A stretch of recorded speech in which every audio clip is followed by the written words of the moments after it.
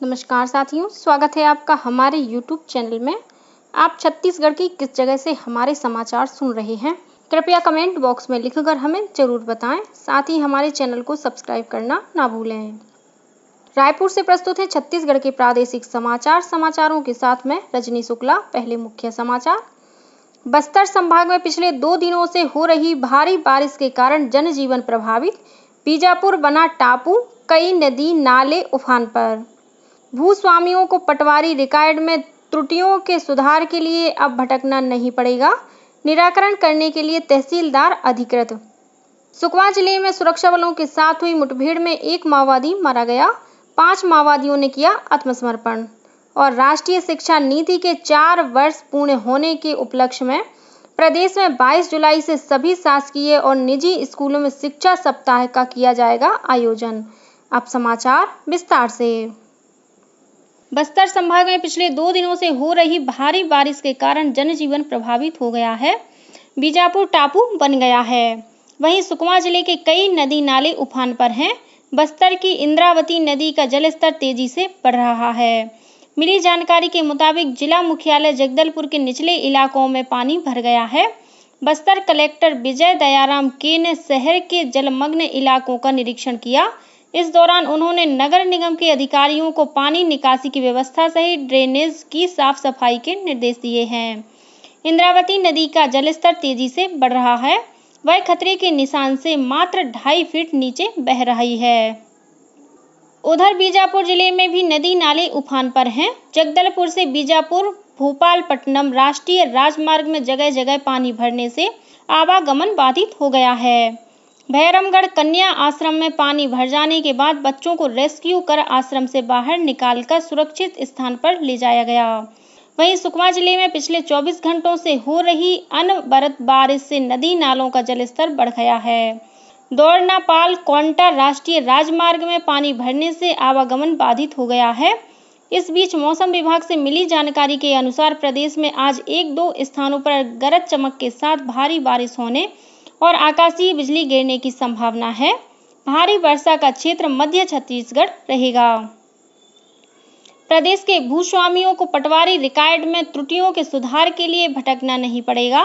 राज्य सरकार ने पटवारी रिकॉर्ड में दर्ज त्रुटियों का निराकरण करने के लिए तहसीलदारों को अधिकृत किया है। अब तहसीलदार भूमि स्वामी, उसके पिता, पति के नाम, उपनाम, जाति और पते में लिपिकीय त्रुटि सुधार कर सकेंगे। इसी तरह राजस्व रिकॉर्ड में कैफियत कॉलम में की गई त्रुटि में सुधार, भूमि के एक और बहुफसलीय की प्रविष्टि में त्रुटि सुधार के अलावा राजस्व रिकॉर्ड में अन्य त्रुटियों में सुधार के लिए भी तहसीलदारों को अधिकृत किया गया है। सरकार ने संसद के बजट सत्र से पहले आज सर्वदलीय बैठक बुलाई है। बैठक के दौरान सरकार संसद की दोनों सदनों की सुचारू संचालन के लिए सभी विपक्षी दलों से सहयोग का अनुरोध करेगी। बजट सत्र कल सोमवार से शुरू होकर अगले महीने की 12 तारीख तक चलेगा। आम बजट मंगलवार को पेश किया जाएगा। ये नरेंद्र मोदी सरकार के तीसरे कार्यकाल का पहला बजट है। राष्ट्रीय परीक्षा एजेंसी एनटीए ने मेडिकल प्रवेश परीक्षा नीट यूजी का केंद्रवार परिणाम अपनी वेबसाइट पर अपलोड कर दिया है। एनटीए ने सर्वोच्च न्यायालय के निर्देश के बाद परिणाम वेबसाइट पर डाले हैं। आदिम जाति तथा अनुसूचित जाति विकास विभाग के प्रमुख सचिव सोनमणि बोरा ने विभागीय अधिकारियों की बैठक लेकर पीएम जनमन योजना की प्रगति की समीक्षा की। बैठक में श्री बोरा ने कहा कि विशेष पिछड़ी जनजाति समूह पीवीटीजी की संस्कृति और रीति रिवाज को ध्यान में रखकर प्रधानमंत्री आवास का निर्माण किया जाए। उन्होंने योजना के तहत विशेष रूप से कमजोर जनजाति समूह की बसाहटों का सत्यापन 31 अगस्त से पहले करने के निर्देश दिए। श्री बोरा ने अधिकारियों को आगामी 1 नवंबर से 15 नवंबर तक पीवीजीटी विकास संबंधी पखवाड़ा आयोजित करने को कहा। उन्होंने करीब 200 बसाहटों को 15 नवंबर तक निर्धारित लक्ष्यों के अनुसार लाभान्वित करने और 10% बसाहटों को मॉडल गांव के रूप में बनाए जाने के निर्देश दिए। आज गुरु पूर्णिमा है। इस अवसर पर प्रदेश के सभी शासकीय और अशासकीय विद्यालयों में 22 जुलाई को विभिन्न कार्यक्रम आयोजित किए जाएंगे। इस संबंध में स्कूल शिक्षा विभाग द्वारा जारी दिशा निर्देशों में कहा गया है कि गुरु पूर्णिमा उत्सव का गरिमामय आयोजन साधु संतों, गुरुजनों, शिक्षकों, सेवानिवृत्त शिक्षकों और पूर्व छात्रों सहित गणमान्य लोगों की उपस्थिति में किया जाए। इस दौरान सरस्वती वंदना, गुरु वंदना, दीप प्रज्वलन के साथ ही गुरुजनों और शिक्षकों का सम्मान किया जाएगा। कार्यक्रम के दौरान प्राचीन काल में प्रचलित गुरुकुल व्यवस्था और उसका भारतीय संस्कृति पर प्रभाव विषय पर निबंध लेखन तथा शिक्षकों और विद्यालयों द्वारा गुरु संस्मरण पर संभाषण भी होगा। मुख्यमंत्री विष्णुदेव साय ने प्रदेशवासियों को गुरु पूर्णिमा की बधाई और शुभकामनाएं दी है। राष्ट्रीय शिक्षा नीति के 4 वर्ष पूर्ण होने के उपलक्ष्य में देश भर के सभी शासकीय और निजी स्कूलों में 1 सप्ताह तक शिक्षा सप्ताह का आयोजन किया जाएगा। इसी कड़ी में आगामी 22 जुलाई से प्रदेश में भी शिक्षा सप्ताह मनाया जाएगा। इसके लिए स्कूल शिक्षा विभाग द्वारा सभी कलेक्टरों को निर्देश जारी कर दिए गए हैं। जारी निर्देश में कहा गया है कि पहले दिन 22 जुलाई को TLM दिवस मनाया जाएगा। इसके तहत शिक्षकों को स्थानीय सामग्री के प्रदर्शन और कक्षा में इनके उपयोग के लिए प्रोत्साहित किया जाएगा। सुकमा जिले में कल सुरक्षा बलों के साथ हुई मुठभेड़ में एक माओवादी मारा गया। मौके से मृत माओवादी का शव बरामद कर लिया गया है। मिली जानकारी के अनुसार शुक्रवार सुबह जगरगुंडा थाना क्षेत्र से जिला पुलिस बल, डिस्ट्रिक्ट रिजर्व गार्ड DRG और बस्तर फाइटर्स की संयुक्त टीम तलाशी अभियान पर निकली थी। कल सुबह जब यह टीम वापस लौट रही थी तभी तुमार गुट्टा सिंगावरम के जंगल में माओवादियों ने जवानों पर फायरिंग शुरू कर दी। जवाबी कार्रवाई में एक माओवादी मारा गया। घटनास्थल से एक हथियार सहित बड़ी मात्रा में माओवादी सामग्री बरामद की गई है। इसी जिले में कल पुलिस अधीक्षक कार्यालय में 5 माओवादियों ने आत्मसमर्पण कर दिया। इन पर विभिन्न माओवादी गतिविधियों में शामिल रहने का आरोप है। आत्मसमर्पित माओवादियों को राज्य सरकार की पुनर्वास नीति के तहत सहायता राशि और अन्य सुविधाएं दी जाएंगी। बीजापुर जिले में माओवादी हमले में मारे गए स्पेशल टास्क फोर्स STF के जवान सत्तेर सिंह को नारायणपुर कलेक्टर विपिन मांझी और प्रभारी पुलिस अधीक्षक शंकर बघेल ने उनके गृहग्राम बमहनी पहुंचकर श्रद्धांजलि अर्पित की। अधिकारियों ने इस दौरान जवान के परिजनों से मुलाकात की और उन्हें ढांढस बंधाया। गौरतलब है कि बीजापुर जिले में बीते 17 जुलाई को माओवादियों द्वारा किए गए हमले में STF के 2 जवानों की मौत हो गई थी। इस घटना में 4 जवान घायल हुए हैं। कवर्धा से अमरकंटक के लिए नॉन स्टॉप वातानुकूलित बस सेवा शुरू हो गई है।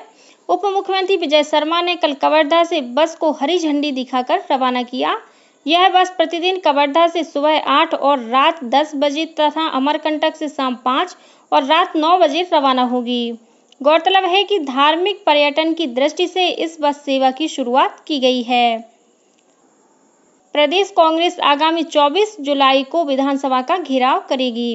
इसके लिए प्रदेश से लेकर जिला स्तर पर रणनीति बनाई जा रही है।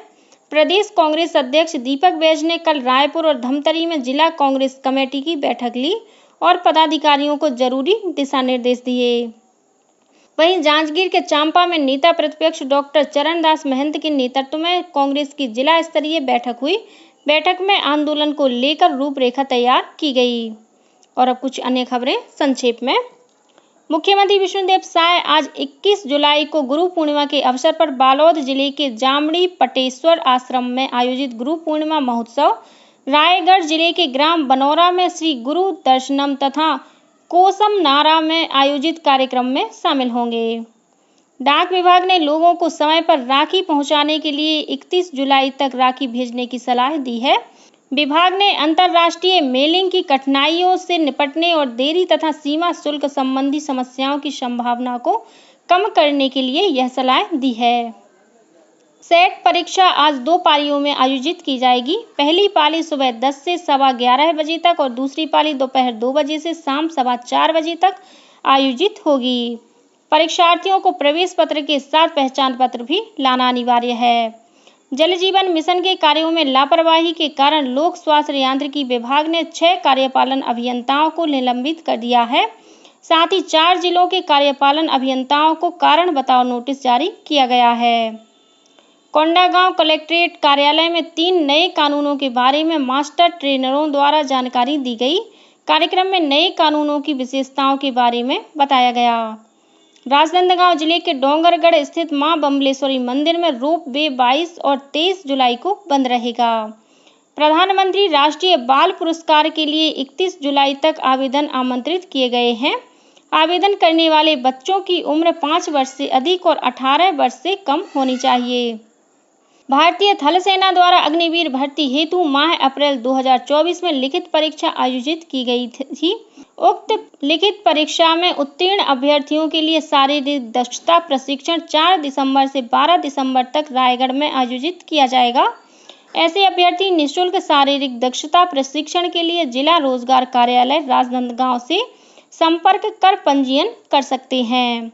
और मुंगेली नगर पालिका परिषद के बहुचर्चित मवेशी बाजार की आय के गबन के मामले में पुलिस ने पूर्व मुख्य नगर पालिका अधिकारी और प्रभारी कैशियर को गिरफ्तार किया है। इसी के साथ रायपुर से प्रसारित छत्तीसगढ़ के प्रादेशिक समाचारों का ये बुलेटिन समाप्त हुआ। नमस्कार।